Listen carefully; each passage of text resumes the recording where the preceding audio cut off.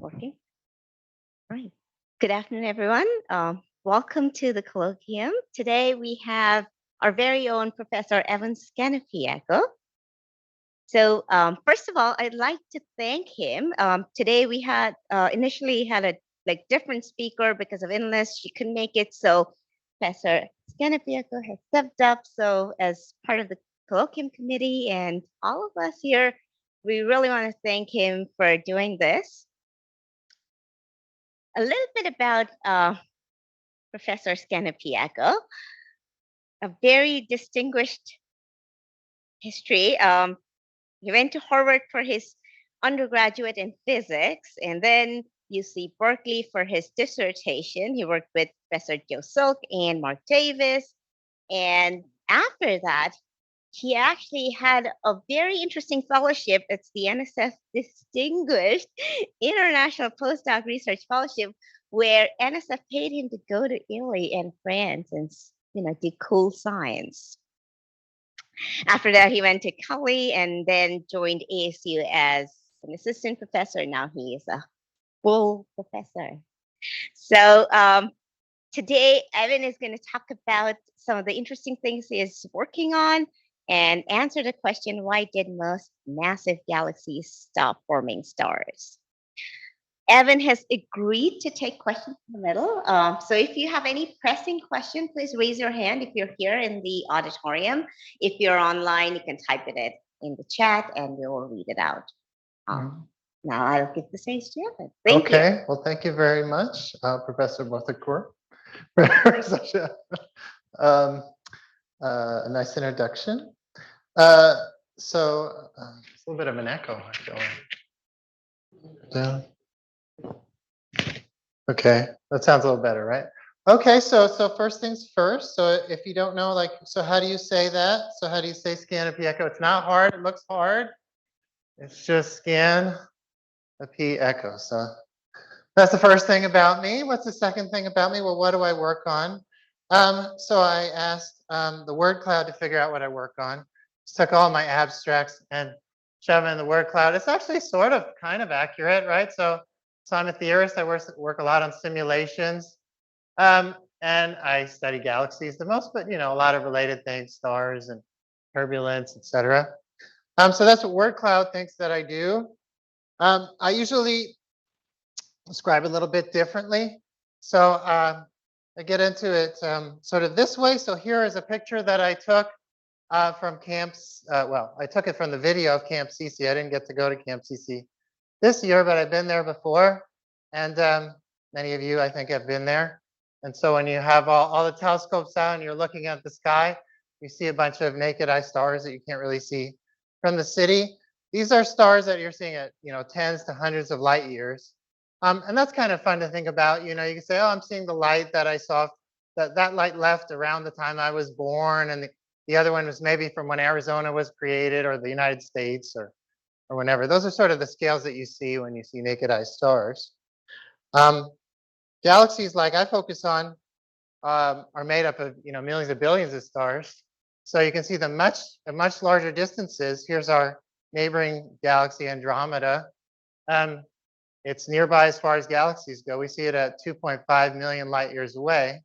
So it's sort of so we're seeing it as the way it was 2.5 million years ago, and we're able to see in the past in this way. And if you keep on going to more and more distant things, you have sort of the history of how things form visible right there for you to look at and try to understand. So here is a recent JWST, James Webb Space Telescope, Hubble Space composite image of two galaxies. They're at 700 million light years away. One's behind the other. This is a really nice picture led by an ASU group. And this one's a spirally galaxy, and this one looks pretty different. We'll get back to that. This one's making a lot of stars, and this one isn't. And this has happened 700 million years ago. We can keep on going. We can keep on going. Here's a Hubble Ultra Deep Field. Maybe not too long from now, there'll be a James Webb Ultra Deep Field that I can share with you. But for right now, this is the deepest image that we have of our universe. And you can see all kinds of galaxies here. And what we have here is the whole history of how galaxies form. So if you can figure out which ones are nearby and which ones are far away, then in aggregate, you can construct how things changed over time. And then if you're a theorist like me, you can try to understand what caused it to change that way over time. There's a little bit of a wrinkle in that these galaxies just don't sort of announce how distant they are and hence the time that you're seeing them, right? So you might get the idea that this one that's, seems to be really big is closer than this one that looks very tiny and perhaps farther away. But you need a little bit better way of doing that. Fortunately, we have such a way. And so that has to do with the fact that every element has a footprint to it in terms of its spectral line. So what I'm saying is that there's a characteristic colors or wavelengths of light that are associated with every atom, right? And in the lab, so if you have helium, say, you'll have these certain lines, et cetera. And if you go look at an object in space, you'll see the same lines, but they will be shifted somewhat due to the Doppler effect. Many of you know what that is, but not everyone. So let me just reiterate what that is. So if you have a wave and it's emitted by something that's coming towards you, so that's what's indicated here in this ambulance, yeah. Then, this will be pulses up and down of sound, so it's high and low pressure. And since it's moving towards you, the time between those waves is compressed. And if it's a sound, you hear it as a higher frequency. And if you're behind it, that's extended and you hear it at a lower frequency. If something's driving by quickly, you'll hear it go as it drives by. Right? And the same is true with light. If you have an object emitting light, which is a wave, and it's moving towards you, then you see that wavelength shifted to shorter wavelengths. It's bluer than it would appear in the lab. And if it's shifted away, it's stretched to redder wavelengths. Okay, and so you can look for those characteristic wavelengths to do with each of the atoms that are emitting in these galaxies and say how much are they moved to the red or the blue, and that will give you a velocity that they're moving away. And if you combine that with the overall expansion of the universe, the fact that the universe is expanding, and for this reason, the more distant galaxies are moving away from us more quickly than the nearby galaxies. Rick told me not to move over there, but I did it anyway. I did it. So, I mean, the Hubble expansion is worth stepping up. But anyway, so the overall universe is expanding. We observe the nearby galaxies to be moving away more slowly than the faraway galaxies. And so if we measure how quickly something is moving away by using this Doppler effect, we can then infer how far away it is and hence when we're seeing it. Right? And then we can go back to something like this and then decipher it. Say, okay, well, now I have all these different galaxies I'm seeing, which are representative of which times in the universe. If you have a spectrum of each one, you can figure out how fast it's moving away. We call that a redshift. And then that in turn tells you the time at which you're seeing it. And then you can use that to reconstruct how things change over time. Right? It goes like this. Here you have the redshift, how much those colors are shifted, how quickly it's moving away. And here you have the time that you're seeing it, the time in the universe. So we're sitting over here. We're not moving away from ourselves. So we're at a redshift of 0. The universe is something like 13.8 billion years old.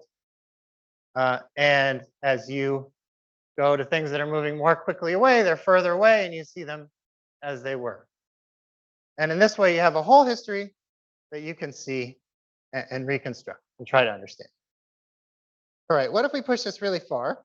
If we keep on going and say, well, let's go all the way to really early times, high redshifts. Well, then you see this. This is a microwave background. So this is light that we see. So here's optical wavelengths, and here's microwaves over here. They're much, much longer. And this is a picture of what things look like in those wavelengths. This is light that's coming to us from a very early time in the universe. It's the time when the universe went from being an ionized medium to a neutral medium. So much, much earlier than galaxies formed. It's about, a time of about 300,000 years since after the Big Bang. And these fluctuations are very small. They're like 1 part in 10 to the 5. And you can, they are showing the structures that later grow into galaxies. You can also use this pattern of structures that we see in the early universe to infer the makeup of the universe. Okay, and I don't have time to get into the how you would do that.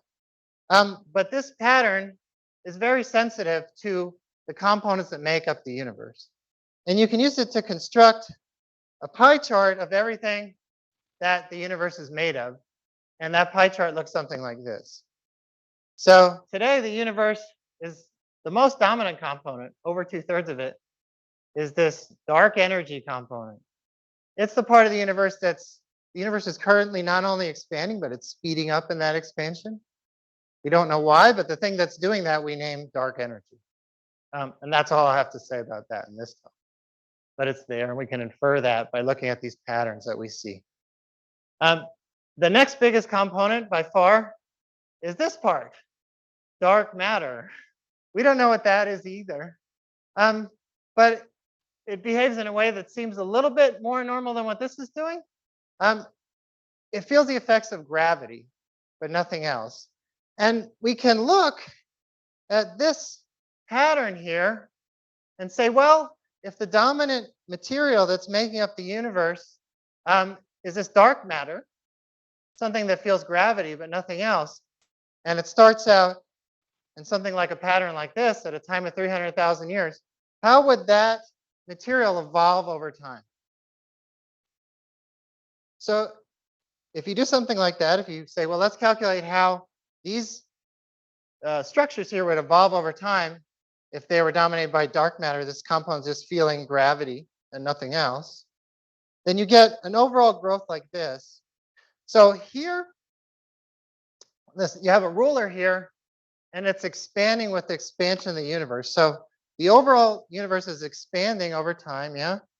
But these structures that you're going to see are forming within that expanding frame. And these slides are in that expanding frame, taking that out. And so you can see how the structures change over time. So as I said, when you go here, this is a time about 300,000 years. Let's say we come back at a time that's much later, something like 200 million years since the Big Bang. Then gravity is pulling things together, right? It's clumping up things. And we see structures growing. These are the dark matter structures. These are the structures of that material that's only feeling gravity, as far as we could tell. And they're clumping up over time. You see them growing, growing until you come today. Right, so in that frame, if you take out that expansion, you say, how do things happen with, how do structures evolve over time in that expanding frame? The answer is they start out as, more smooth. You have some kind of small, lower mass clumps, and then they clump up into bigger and bigger structures over time. Right, we call that hierarchical evolution because the first things are small, low mass things, and then they're getting to bigger and bigger mass things. Hierarchical. So that's most of the pie chart here, right? So it only leaves about 5% that I haven't talked about yet. But that is, of course, the most interesting 5%. It's we call it baryons because that dominates the mass, but it's everything that we're used to and everything that we understand. So we're made up of this stuff. The gas inside of a galaxy is made up of this stuff. The planets are made of this stuff. This is the normal material that we fully understand, or mostly understand at least. And most of this is hydrogen and helium, which are by far the dominant components. And then everything else is just a tiny little piece. Right? So what does that stuff do?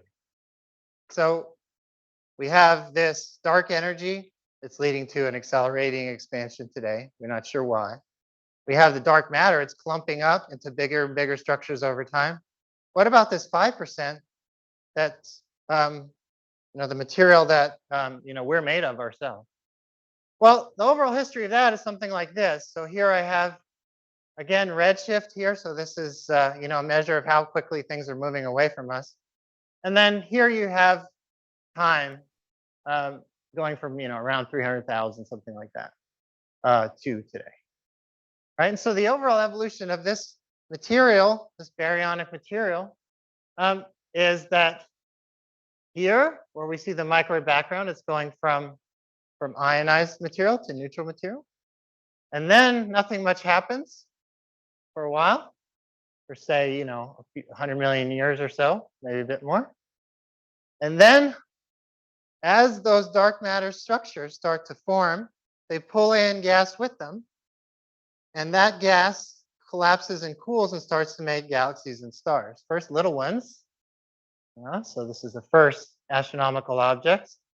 And then it goes through, as you make more and more stars, this neutral medium now becomes ionized again because the stars are adding so much energy to that gas, they make it ionized again. Call that reionization. And then you have small galaxies building up over time, and now you get here to where you see the sort of big spirals and elliptical galaxies like I showed you today. So that's the overall history. We could try to quantify that a little bit. And when we do, we notice sort of a funny thing. So what is this plot here that I've added to this overall history that I told you? So this is the rate, so it's got funny units here. So if I take some volume of the universe in this co-moving frame, the one that moves along with the expansion, and I ask the question, what is the rate that stars are forming in this volume that is, this co-moving volume? What is that overall rate? Then it looks like this.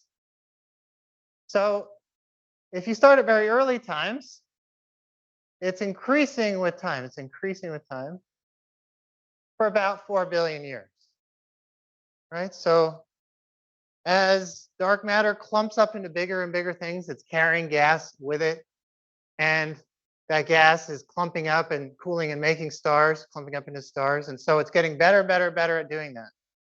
That makes a lot of sense. But then here, it suddenly reverses. Right? The universe was really good at making stars at an age of about 4 billion years old. And today it's not really that great. It's down. It's about making stars about a tenth the rate of what it used to do when it was really good at doing that. Right? So for a while, this dark matter and gas are doing the same thing. They're clumping up more and more, and that manifests itself in more stars. And then something weird happens. The universe gets worse at making more stars, even though dark matter keeps on clumping. So that's interesting. Why is that happening? Well, there's a classic answer to that question, which turns out to be wrong, but I'll give it to you. And so the idea here is that if you want to make stars, it's not enough just to gather up a bunch of material. You have to get it to really, really high densities. It has to be able to, so let's say I gather up a lot of material. Then the act of falling into this gravitational potential created by the dark matter is going to release energy. You're going to change potential energy into kinetic energy that's eventually going to become heat. If I want to make stars, I got to get to really high density, I got to get rid of that heat. Okay? And that takes time. So imagine that I formed some dark matter structure and the gas comes along with it, and I want to make some stars out of this. Then I've got to get rid of the heat that this thing now has because it fell into that gravitational potential created by that dark matter.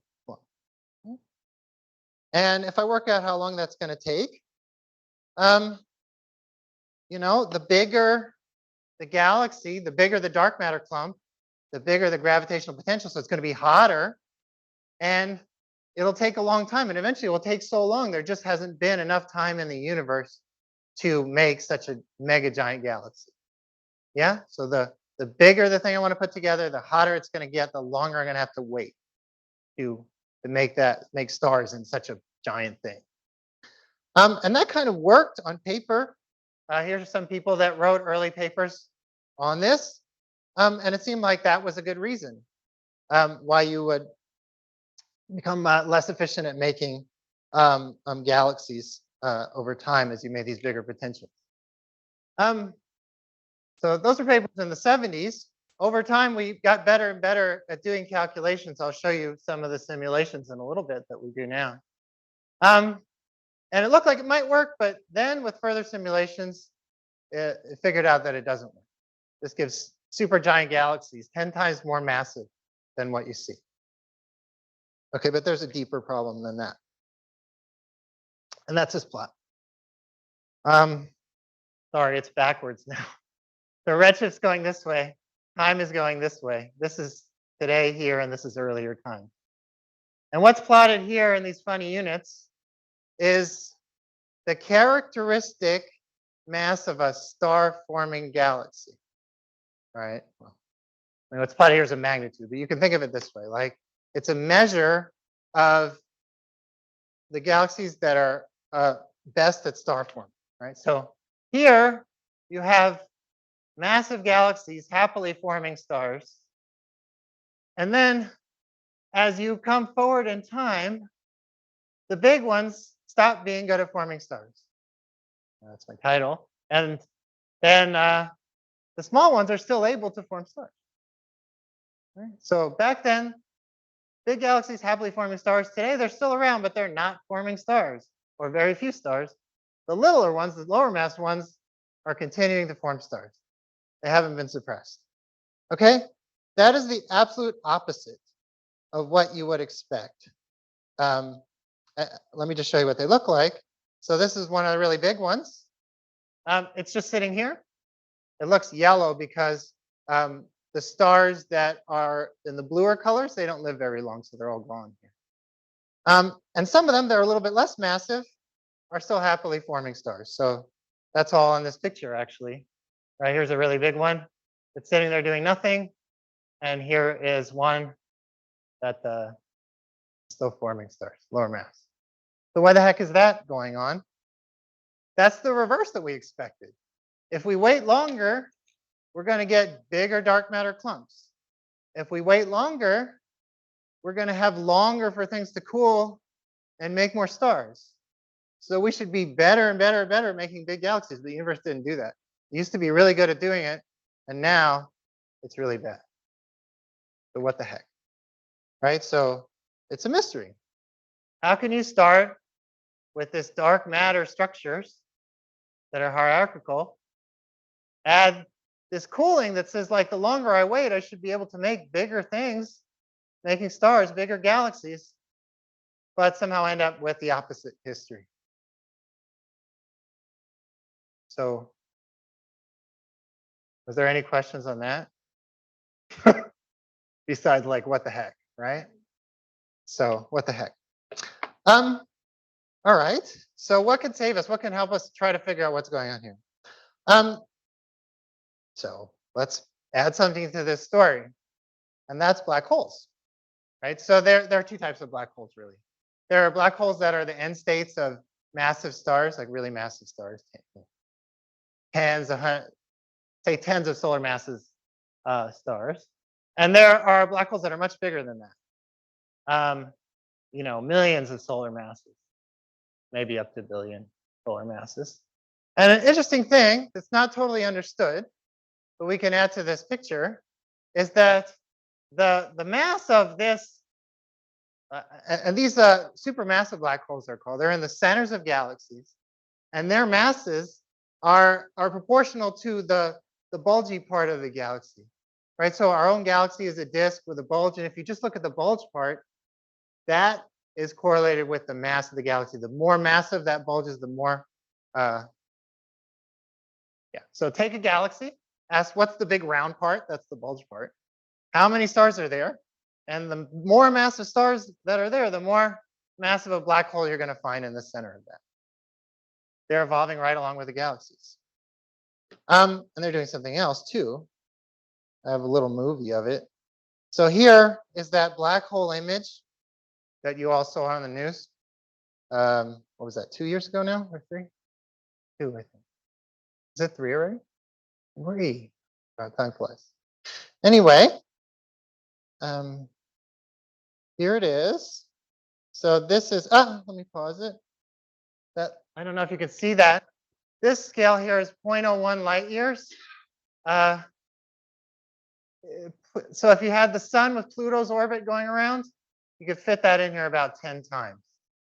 That sort of ties it to the scales that the solar system scales. It's bigger than that, but it's not, it's like 10 times that-ish. Not all that much bigger. And then we're going to zoom out of that and see what we find. All right, so now, I don't know if the scales are showing very well on that big screen. But now we come, you can see that, right? That's 1 light year now. It's 100 times more than what we had. And now we're going further and further. It's 10 light years. Right? What are we looking at here? 100 light years. Going. Start out 0.01. 10,000 light years. And even more. So what we're seeing here is that this black hole has a disk around it. The black hole is, of course, black. But the disk around it is extremely hot. Remember how I talked about how the bigger the gravitational potential, when you fall in, you're going to get more kinetic energy, you're going to get hotter.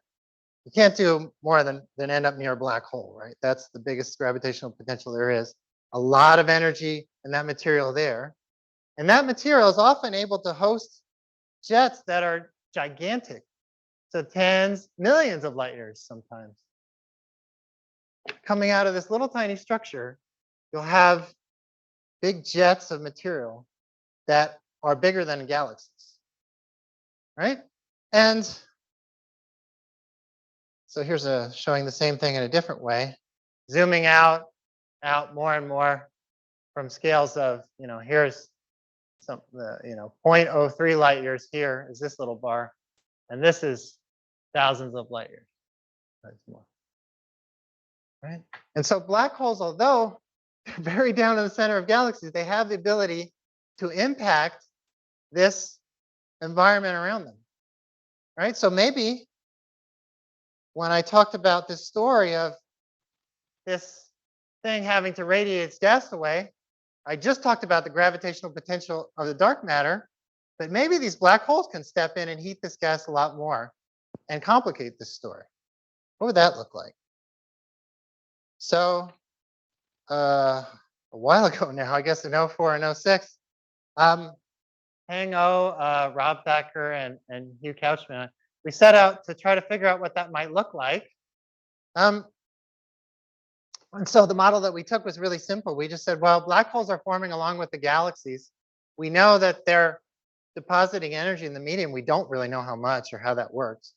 But let's take some fraction of the energy that we see from these disks that are shining around black holes, and let's just put it in the heating of the surrounding medium. Let's see what happens if the heating that they do is proportional to how much we observe those disks to be shining in light. And then, a lot of people leave the technical stuff out of these talks. I've tried to sort of do the same, but I put it here in blue just in case you want to know what we did. At the time, this was the largest simulation, particle-based simulation that people had done in this field. Now they're much bigger simulations. How do you do this? Just a little bit on how you would do this. What you do is you get your hands on a supercomputer. This is not the one we use, but this is one that we use now. It's a Pleiades supercomputer. What does that mean, this supercomputer? It's like a bunch of regular computers just linked up together. So you can just think of like your processor that you might have in your laptop or your workstation if you still have a workstation. And you have a bunch of these linked up together, meaning they can send information to one or the other. And what you do is you set up a box like this. This is some representative piece of the universe. Okay? And that piece of the universe is going to expand with the overall expansion. And every one of these little processors on your supercomputer is just going to handle what's happening in some little corner of this. And what is it doing to handle that? Well, it's keeping track of gravity, of heating, of stars forming, all those sorts of things. Okay? And in this case, it's keeping track of what happens if black holes add a little bit of energy. Right? So that's basic the rough approach that you take. And then we did the simulation. I'm going to show you a movie from it. We're going to try to. Oh no, where's my movie? No, I really want to show the movie. Okay, I'm gonna be brave. I'm gonna try to open another talk where I think the movie is. See if I show it there. If it fails to open there, then I guess. Oh no. All right. Well, I know I have the movie in a different form, so I'm going to skip ahead because I think it's worth seeing it. So I'm sorry, I can't show you the movie of what that simulation does, but I'm instead going to show you a movie of two simulations at the same time. One is what happens if you have those black holes doing stuff, and one is one where those black holes are not adding it. Okay, I was going to show that later in the talk, but unfortunately the first one didn't show. So let's try this. This is the one where you have black holes adding heat to their environment. Right? So you see like things like getting hot. Here's a thing going, dumping out gas over here. And if you compare it to what you would get if you didn't have these black holes like adding jets and things, you can see it's pretty different. Thank you. So I was going to get to that. This is a plot of the pressure in these simulations projected across the box. So that's what you're seeing. And it goes from black is very low pressure and white is very high pressure. It's actually a logarithmic scale, so there's many orders of magnitude changes that are right. So you see what this black holes are doing is adding pressure, and they're kind of smoothing things out. Right, the gas is more spread out here, and the colors are more towards the white and the red. Okay, so I'm going to jump back. And I'm going to ask, well, what happens in the galaxies in this kind of simulation? So what happens is they do this. They're forming bigger and bigger and bigger star-forming galaxies, and then they turn around and go back. The universe gets worse at forming high-mass stars. I mean, high-mass objects. These elliptic giant galaxies just stop forming stars. Why do they do that? Here's why. So here, you're building up bigger and bigger galaxies till you get to a point where these galaxies host really big black holes, and those black holes do a lot of damage, and they heat that medium so much it can't collapse back down and make any new stars. They just heat the heck out of their surroundings, and that's why this stops. Why does this reverse? That's a little more complicated, but I don't think it's too hard to understand. As the universe is expanding, it's becoming less dense. And all these cooling processes work better when you're denser. Okay, they have to do with atoms colliding and radiating away energy. And they collide more when you're denser. So back at this time, when the universe was more compact and denser, it could handle a really big black hole and still cool, still start making stars and making bigger galaxies. But as the universe drops in density, it can't do that anymore. Cooling is not very efficient anymore. And even a tiny, smaller black hole is enough to blow away its surroundings. That's the overall trend that you get when you do this. So, that was back a while ago now. This is when we're doing this. I can't say it was only us. Other people were also exploring these similar ideas. And since then, I would say for about 15 years, this has sort of become the standard answer. Why are galaxies doing what they're doing? Because black holes are stepping in and messing it up. But is it really true, and how does that work? So here is a collection of modern simulations that have been done in the past year or so, or a couple of years maybe. They look sort of different. They're using different scales. There's all these different groups, and people are including this feedback from black holes. But as you can kind of infer, when I said, well, let's just see what happens if we add 5% of the energy that we see in light, nobody exactly knows how this works. Some people put them in like these jets, like I showed you. Here's a big jet um, in a galaxy in this. It's in a cluster of galaxies. There's a lot of other galaxies around, and it's shooting out a giant jet here. Um, Black holes also, or at least the environments around black holes, seem to deposit energy in their surrounding media in other ways. There are winds that are, you don't see, these jets, you see them at radio wavelengths, but there's winds that you don't see at radio wavelengths. You see them in other wavelengths. It's hard to know how much mass is in there and how much energy. It's really kind of unknown exactly how much energy black holes are putting in and how they're doing that over time.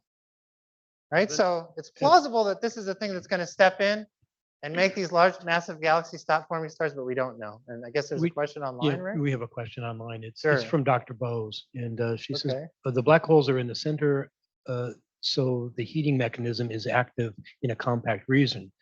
Why doesn't star formation occur in the outer parts of the galaxy? Oh, well, yeah. So no. So this is, the heating is active way the heck out there, right? So she's correct that the black hole's down over here, but you can zoom out to many orders of magnitude, right? So this is like 0.003 light years. This is 3,000 light years. And it goes out much further than that. So even though they're right down this compact region, they can host these jets that are just enormous, on scales that are more than millions times bigger. So that really couples the little tiny things to what's happening even at great distances. So that's a good question. So that they're observed to be coupled together by this, structure that we see spanning many, many orders of magnitude and scales. That's a good question. But we don't really know the details of this. We see that they're coupled, but we don't know the details. And so for the rest of the talk, I want to tell you about an effort that we have ongoing now to try to figure out a little bit better if we're on the right track with this energy input from black holes and how that might be playing out over time. Okay, so to do that, I have to introduce something that has this funny name, thermal Sunyaev-Zeldovich effect. Sunyaev and Zeldovich are two Russian physicists that describe this effect. What is it? So here we have that microwave background that I showed you, that light that's coming from the very early universe to us and telling us what structures look like at this early time.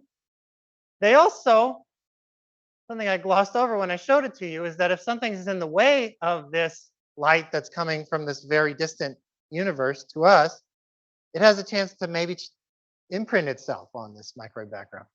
And maybe we can use that to infer about what's going on at later times when these galaxies are forming and evolving.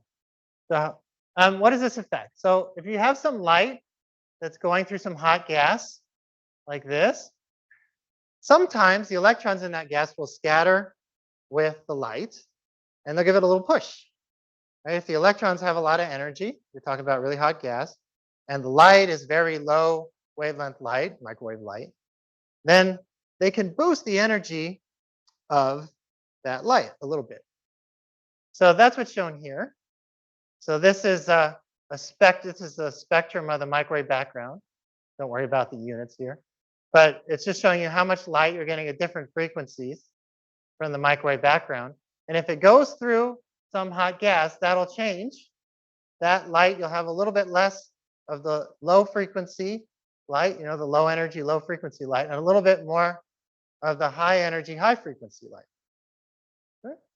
So you have a lack here and an excess over here. And at this magic wavelength of 220 magic frequency of 220 gigahertz, nothing happens. That's the crossover point. But the really great thing about this is the hotter the gas, the more it shifts. The more gas you have, the more it shifts. It's proportional to how much gas you have times how hot the gas is along this sight line. Okay, density times temperature along the sight line. Right? The density times temperature is pressure. Okay, so you have a direct measure of what is the pressure of that hot gas along that sight line. Yeah? And if you have a sum along one sight line, you can do it a bunch of them. Now you have, this way and this way information. You have the whole volume times the pressure. Now, volume times pressure is energy. You have a direct measure of the energy in the gas, this hot gas right here, right? So again, what I'm saying is you can see that the light from the microwave background is distorted when you have a lot of hot gas, and you can use the magnitude of that signal to infer the energy of that hot gas and how it's distributed. You know that energy I was putting in by hand in the simulation? You can see if it's really there and where it finds it. I showed you those two simulations back, that we did in 2006. What happens with and without this extra energy. And one thing we suggested was you could go back, you could look at massive galaxies, look at a redshift at a time in the universe when this black hole feedback has made them stop forming stars, if it's really there. And that should be the time where it's most sort of obvious, right? So the idea here is you get a bunch of galaxies that are massive and that I stepped out of the light, sorry, Rick. Massive galaxies that are at this sort of times when we see them being suppressed in their formation. And if you could go and measure this Senyz-Zeldovich signal, this signature of how the gas around such galaxies would imprint itself on the microwave background, you might be able to tell the difference between this. This is the case where black holes are doing nothing, and this is a case where they're doing a lot. Or maybe you'll find yourself somewhere in between. You could do that. So we said, oh, wouldn't that be cool? You could not do that in 2008. But now you can. Right? You can. So this is our little group of people here at ASU that are interested in trying to do this. We meet every day. We meet, Seth Cohen organizes, he's right here. We have happy little conversations once a week. It's really fun. And we are trying to do this. Right? And how are we trying to do this? Well, there are a number of ways you could try. I'll show you what we're doing now and where it's going. So currently, what you need is a lot of galaxies that are massive, that you're finding at these times in the universe where they are suppressed, when they're not forming stars, that you would expect them to be doing that a lot if this black hole feedback wasn't doing anything. And then you need so you have to have a way to find them. And then you have to have a way to say, okay, now I'm going to look around those places and see what the microwave background signal looks like. Do I see this shift due to this effect? And if it's there, how much pressure am I seeing? How much energy is in that gas around these galaxies? So we're doing that. So these are different sets of surveys, different telescopes that are measuring the sky at different wavelengths. And if you use a combination of ground-based telescopes and infrared telescopes, you can find a lot of these galaxies. And then if you use microwave background telescopes that are available now, this is public data that are coming from these telescopes here, the Atacama Cosmology Telescope and the South Pole Telescope. Then you can look around and see what the hot gas is there. All right, so this is what we've been doing. So Seth's expertise is really finding these things. This is just maybe getting too technical. You can use the colors, which is how bright these galaxies appear at certain wavelengths versus other wavelengths, to sort of distinguish which are the ones that are likely to be in the mass range and at the redshifts at the time in the universe that you're interested in. Right? And which are the ones that are not forming stars. You can infer all these things. And you can find lots of them. We've gotten good at finding lots of them. I guess we've found about 400,000 of them now, give or take. A lot. We did pretty good.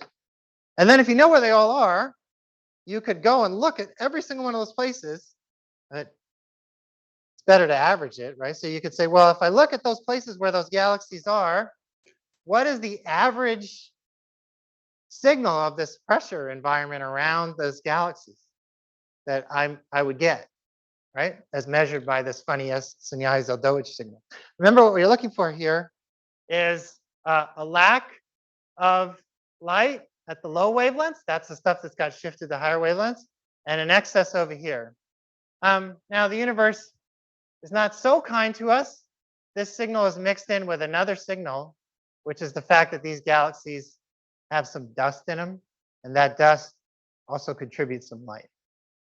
But the nice thing is the dust that those galaxies have in them contributes at different wavelengths in this sort of distinct way, whereas the signal we're looking for makes a lack of light at these certain frequencies, and then goes over here, a little bit more light over here. So the dust that's contributing is different than the thing that we're looking for, and we can separate it out. And when we do that, we get this. So this is our plot of this effect. It doesn't matter, these units. They're logarithmic units, and the interesting thing is they're proportional to the pressure of the gas around this galaxy. Yeah? So we're able to find the galaxies that aren't making stars at a time that it's weird that they're not able to form stars. And then we're able to use this method of finding hundreds of thousands of them and then using this microwave background data to figure out what the pressure is around. And it looks like this. This is what we get. These a megaparsec here is about 3 million light years. And we've measured it now. Is this what? So it's hard to know. Is this what you expected or not? So now you have to take data like this and you have to combine it with simulations like I showed you, which we are now in the midst of doing. So I showed you all these modern simulations. Are the pressure profiles that they are predicting consistent with what we find? Are they different? And so we have graduate student Skylar Grayson who's working on that. Her almost entire slide here I put in blue because there are all the technical points about these simulations. But nevertheless, these are modern state-of-the-art simulations that are building on the kind of thing that I showed you earlier in the talk and trying to put together this picture of how galaxies evolve over time.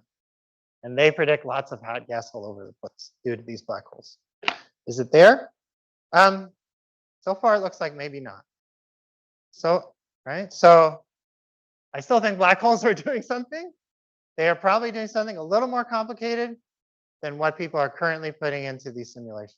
This is what we measured, and this is, at least in this particular case of these simulations, what's predicted. But they don't match, right?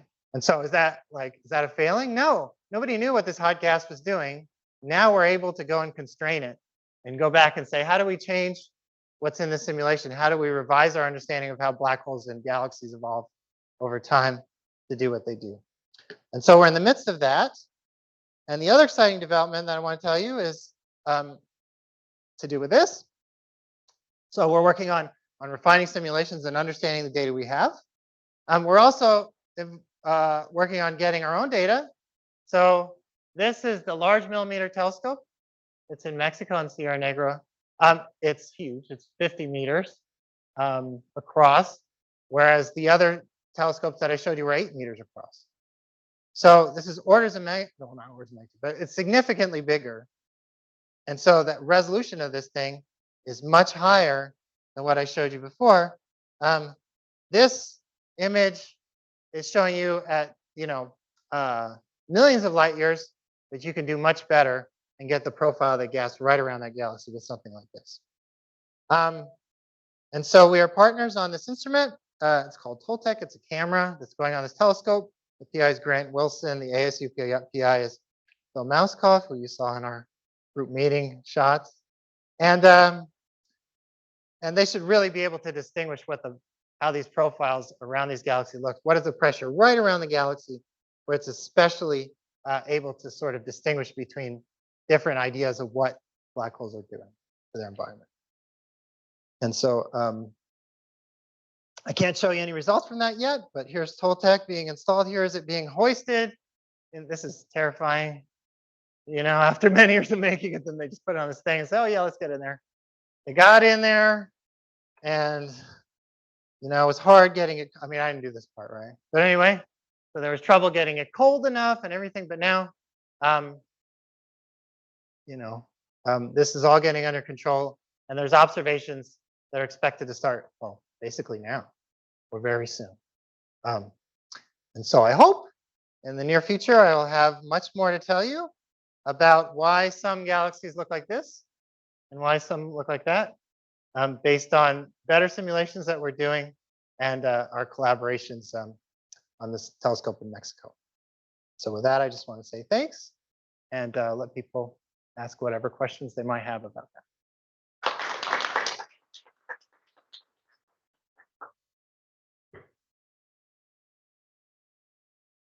We can take questions. There's a couple, we need to have a microphone for the questions, just so people can hear them in the online. So, Okay. and Nina will help from the back. So the SC detection or non-detection you showed, that plot that shows the This one?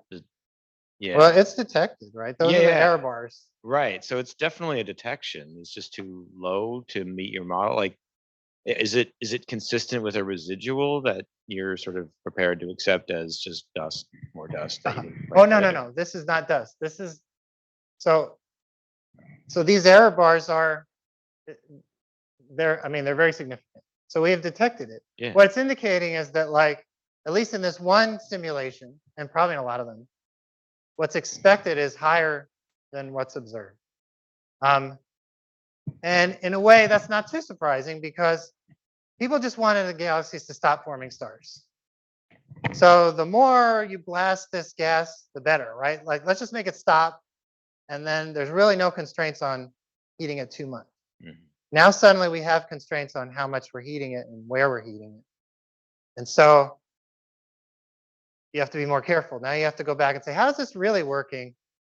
You can't just overdo it, but you have to do it right. And so these first comparisons are coming out like we're heating it too much, but it's not surprising.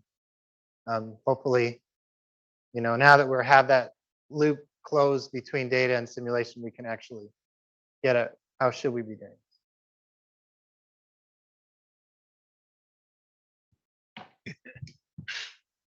What controls how fast galaxies rotate? Oh, that's a good question. It comes from this stuff out here. Let me go way back. Sorry, I'm making everybody sick just flipping so much. Okay, yeah, here. So that's a great question. So this, as this thing collapses, it feels the gravity of all this stuff out here, right? And so the stuff that's far away can torque the material. So it can give it a little bit of spin depending on how that stuff is distributed as this thing is collapsing. And so the gas comes in, along with this dark matter, the gas comes in with just a little bit of spin to it. And then as it cools and gets denser into a galaxy, that's a smaller structure than this one. And so it ends up being like, the skater pulling in her arms. It spins more and more. And so the spin originally comes from these structures that are way out here, their gravitational pull. It's not that big, but then when you pull it into a little galaxy, then you see that it's pretty significant. That's a great question. Any other questions here? Nick, do we have any questions? Nothing online yet. Oh, right down here. Oh, sorry. So I noticed your simulations compared for the SC effect were on the order of arc minutes, but I know Toltec is going to be able to measure this at on the scale of a few arc seconds. Are you going to be able to make that comparison at these smaller scales, or We hope so, yeah. Yeah. So the hope is, so that was like, sorry to do this Sorry. flipping, but let me go to that one. This is the relevant plot here. Yeah. So this is, so yeah, arc minutes is where we're at. Toltec should be able to do this ish, right? So 0.1 arc minute. And so, yeah, these are different models. These are really approximate models. This is just a plot out of our proposal estimating. It's right in there where they look super different. So our hope is that we will be able to do that. It remains to be seen if we, achieve the sensitivity that we'd hope to get and everything. But if everything goes the way it's expected to go, we should be able to distinguish. And I was also curious if you incorporate also stellar feedback in your simulations as well. Oh, yeah, good question. So the old one that I showed you didn't have that. But the newer one that I showed you, Skylar, comparing to the data with, has all that kind of stuff. Yeah, it has stellar feed. So stars also, the massive ones create supernovae and white dwarfs create material and they turn into supernovae. That all contributes. And that's all accounted for. But certainly the dominant thing for these massive ones is this extra piece associated with black holes. Any one more question?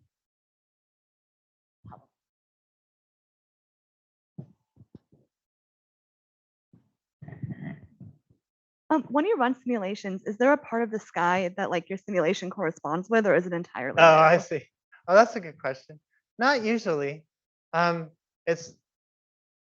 There are simulations that are run that way, but that's kind of a specialized thing to do. More often, it's just a representative sample. So you're comparing numbers of galaxies, average profiles, things like that, to big, samples of galaxies, observational surveys of galaxies. Thank you. Still no questions online. Okay. So maybe I can ask the last question. So following up on some of the questions on this plot, as you said, the simulations might be heating the gas more, but is the signal more than the simulation where you do not have a black hole, but still have accretion Oh, good heating question. up the gas? And since these galaxies are just big galaxies, can we understand the difference between black hole heating the gas versus just stuff falling in a big halo I see. or anything else, I suppose? Yeah. that can heat So things? I don't know. That's a great question. What does it look like when you don't add these black holes? So that's what she's working on now. This is all hot off the press stuff. So I don't know the answer to your question, what that looks like. But a wild card in all this is exactly that relationship between these dark matter halos that I showed you and where the galaxies are, because the gravitational heating comes from that. Mhm. What is the dark matter doing to heat the gas? And then we put the galaxy in a different place, that changes too. So it's complicated, but we're trying to work it all through. I don't have an answer yet. Well, this is super interesting. Yeah. That's got some- Oh, Seth. I just have an invitation. If anyone wants to come to our Wednesday 1 p.m. SZ meetings on Zoom, email Evan or me and we'll hook you up. They're interesting and fun. At least I think. That sounds super cool. All right. Thank you, Evan, for this very interesting talk. And thank you to the audience for being here and asking wonderful questions. This concludes our podium. And there's a couple of thank yous from the chat too. It's a great talk. Thank you. Thank you. Okay.